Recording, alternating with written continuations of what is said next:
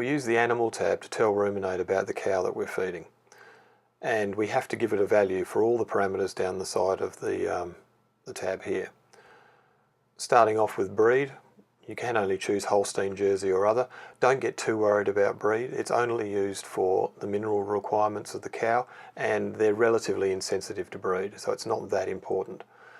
We do need to know how much the cows weigh and how their weight is changing. And you can change these parameters by either just moving the slider backwards and forwards, or 1 unit at a time, up and down with the minus and the plus symbol. If you're unsure about something like live weight change, as in the rest of Rumen8, put your mouse pointer over the top of it and a tooltip will pop up and give you some more information, and hopefully that'll help you choose a value. Days pregnant and days in milk can be entered in the same way, moving the slider or using the plus and minus.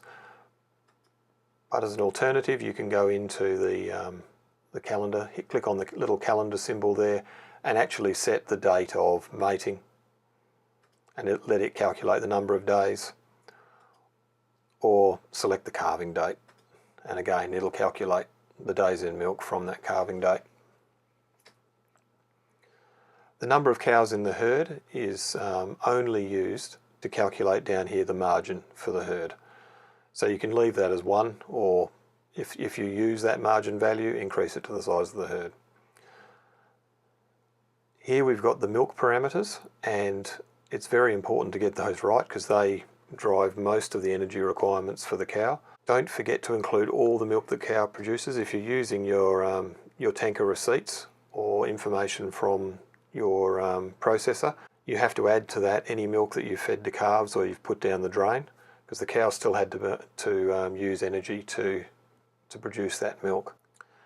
At the bottom here we've just got a few alternative ways of looking at milk production, where we express it on a fat to protein ratio and the quantity of fat and protein on a kilograms per day basis and the total milk solids, and then if we correct the milk production on an energy corrected value. Lastly, down at the bottom of the tab, we need some indication of what your farm's like, just so we can adjust the amount of energy the cow is using each day just to get around. Now, it's as simple as telling us, have you got a flat farm through to a farm with lots of steep hills. And if you hover over farm terrain, it'll tell you a little bit how much difference that makes to the energy required for the cow to get around. Also, we'd like to have a reasonable idea of how far your cow walks each day.